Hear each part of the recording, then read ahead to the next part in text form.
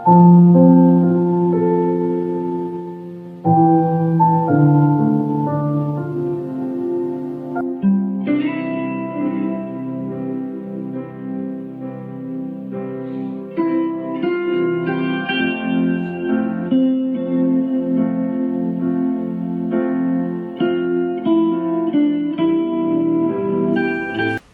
Bapak Ibu, Saudara-saudariku yang terkasih dalam Yesus Kristus. Selamat berjumpa lagi dengan saya, Pastor Stefanus Chandra, dalam Insani, Inspirasi Sabda Allah hari ini, channel renungan yang sama kita cintai ini.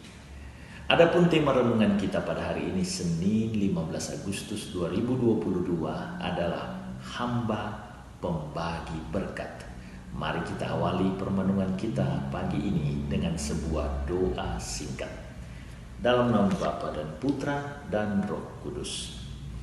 Ya Yesus yang baik, terima kasih Engkau memanggil kami pagi ini untuk sungguh sadar bahwa kami adalah hamba-hambamu yang Engkau panggil untuk menjadi jembatan berkat bagi sesama kami. Kemuliaan bagimu. Bersama Bapa dan Roh Kudus, Allah memerintah kini dan sepanjang masa. Amin. Bapak Ibu, saudara-saudariku yang terkasih dalam Yesus Kristus, perikopa yang akan kita pakai sebagai landasan bermenung pagi ini diambil dari perikopa Injil Matius pasal 19 ayat 16 sampai 22. Mari kita bacakan bersama-sama. Orang muda yang kaya. Ada seorang datang kepada Yesus dan berkata, "Guru, perbuatan baik apakah yang harus kuperbuat untuk memperoleh hidup yang kekal?" Jawab Yesus, "Apakah sebabnya engkau bertanya kepadaku tentang apa yang baik? Hanya satu yang baik. Tetapi jikalau engkau ingin masuk ke dalam hidup, turutilah segala perintah Allah." Kata orang itu kepadanya, "Perintah yang mana?"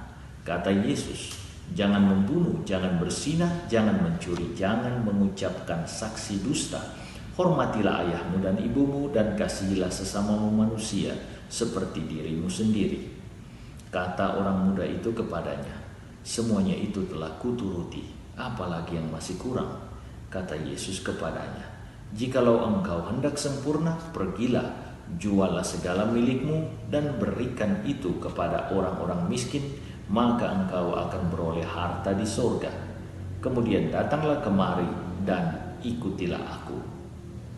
Ketika orang muda itu mendengar perkataan itu, pergilah ia dengan sedih hati, sebab banyaklah hartanya.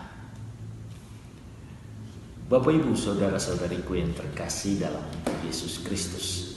Teks Filipi 4:13, "Segala perkara dapat kutanggung di dalam Dia yang memberi kekuatan kepadaku," menjadi ayat yang sangat ikonik, terutama saat ayat itu dipakai oleh Evander Holyfield, seorang petinju religius yang hendak menghadapi Mike Tyson, seorang petinju yang sangat ganas dan garang pada periode tersebut.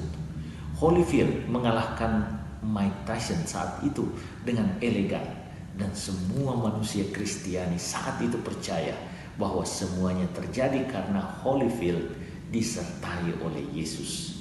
Itu adalah kemenangan manusia beriman berhadapan dengan manusia yang mengandalkan kekuatan manusiawinya. Demikian yang hidup dalam benak banyak manusia Kristiani. Bacaan Injil hari ini menampilkan seorang anak muda yang datang kepada Yesus hendak mencari jalan untuk memperoleh hidup kekal. Yesus awalnya memberi jawab sesuai dengan jalan dan ajaran iman Yahudi, yakni melakukan 10 perintah Allah sebagaimana yang diberikan Allah di Gunung Sinai melalui perantaraan Musa bagi orang Israel. Dengan bangga anak muda itu menyatakan bahwa perintah jangan membunuh, jangan berzinah, jangan mencuri, jangan mengucapkan saksi dusta, hormatilah ayah dan ibumu serta kasihilah sesamamu manusia telah dilaksanakannya sejak masa mudanya. Terdapat kebanggaan dalam nada jawabannya bahwa dengan kemampuan dan kekuatannya ia dapat melaksanakan semua perintah tersebut. Tetapi kemudian Yesus menyatakan bahwa kalau engkau ingin sempurna, engkau harus melakukan jalanku, jalan Yesus. Yesus memintanya untuk apa? Untuk menjual seluruh miliknya, membagi-bagikannya kepada orang miskin dan mengikuti Yesus. Ada nada superlatif atau lebih lagi dalam kata-kata Yesus. Yesus menuntut lebih dari si pemuda. Pada titik ini, sang pemuda kaya tersebut tercengang. Ia pergi dalam kekecewaan dan meninggalkan Yesus.